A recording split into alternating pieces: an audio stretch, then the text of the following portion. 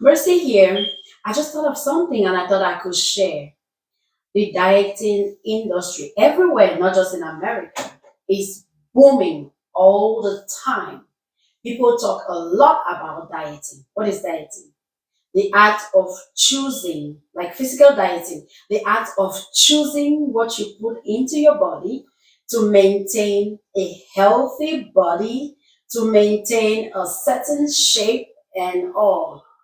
Have you ever thought of mental dieting? I just thought of it. Or maybe we all think about it, but we don't term it this way. I want us to henceforth make some decisions on mental dieting. What is mental dieting? If we can compare or be inspired by physical dieting, what is mental dieting?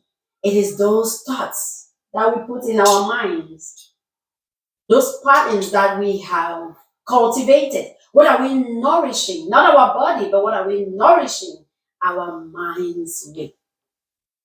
Can you mental diet with me? Please, we are going to talk about mental dieting further.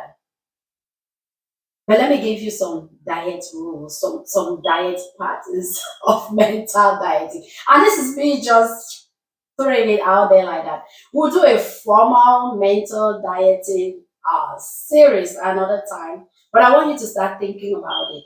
I want you to, the first diet is to be aware of your thoughts, to be able to carry out mental dieting. I want you to be aware of your thoughts.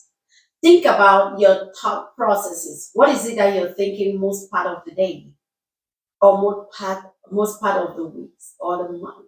What have been encompassing or ruling your thoughts? I need you to know that that can affect your mental state. Whatever you're thinking about can fully and surely affect your mental state. Number two, think of how you can identify negative thought processes. This is number two diet mentally. How can you identify negative thought processes so that you don't dwell on them?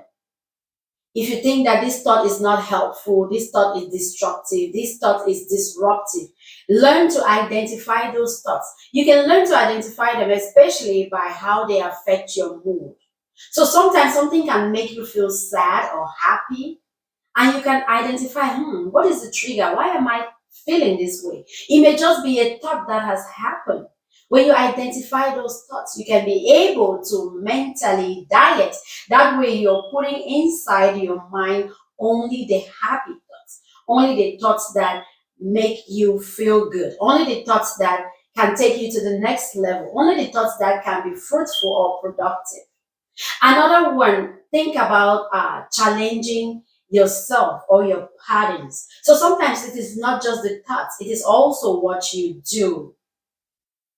What are those routines or those patterns that you have created for you? When you identify those things that you do and identify or become aware of how they make you feel, you can abstain from them because you want to feel good. If something always trigger you to be anxious, to be depressed, to be sad, or not to be able to sleep, you want to handle those things with care. Sometimes you cannot avoid them, but you have to plan how you entertain them. I said it before, it is not every thought that you entertain. Now I'm saying it is not everything or every action that you entertain. Also, think about positive self affirmation. It's true that just thinking about it without the action does not change it, but it can change your mindset just thinking about it to get you enough motivated and ready for the next step. Tell yourself some of the good attributes that you have. Dwell on them. Think about them and get the energy from there or the fuel from there to move on to the next step. Also, another diet that I want you to be very, very conscious of is surrounding yourself with the right influences. I don't want to say right people, I want to say right influences. What are you watching on social media? How is it affecting you? Who are you spending most of your time with? How does that affect your mood, your job, Learn to manage stress. So think about all these influences. Stress management, how are you sleeping? Are you exercising? Things like that. Think about all those and how they affect your mood. Also, practice gratitude. Somebody says, an attitude, practice an attitude of gratitude. It helps a lot. Nobody is zero. Nobody is ruled out. Nobody is condemned. Nobody is worth nothing. Think about what you have going on for you. Think about your gains. Think about what works for you. Think about what you have. What are you? And be grateful and thankful for all those. Then you can release your brain. That opens the door for more positivity to come in. When you're grateful for one thing, you try to start seeing all the things that you did not even know were there. Just because you have been grateful for one thing, then you can start seeing other things. Think about that. I'm sure all of us have something that we cherish, that we pride ourselves with. Everyone has something unique that I don't have, or the next person doesn't have. Something that is you and that you can be grateful for. Remember, self care. Oh my God. Self care, self care, self care. I cannot stress that enough. We worry a lot about other people. We tend to jump when it concerns other people. We tend to be there for others more than we are there for ourselves. Remember that if you're not there for you, you will not be able to be there for the next person. Please, self care. That's a good mental diet. Self care, you can exercise regularly, educate yourself, fortify yourself, do things that makes you happy, do things that you're interested in, do things that you know will produce fruits in your life. Self care. So, mental dieting is not something that you do one day and you stop. It is an ongoing process.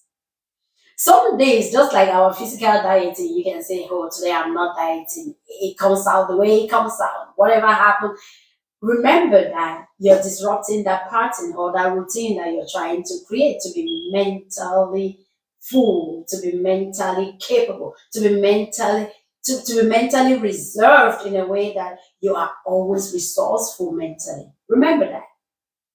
So it is an ongoing process. Some days may be better than others. Sometimes you may want to seek help on how you want to mentally diet, especially so that you don't get a diagnosis.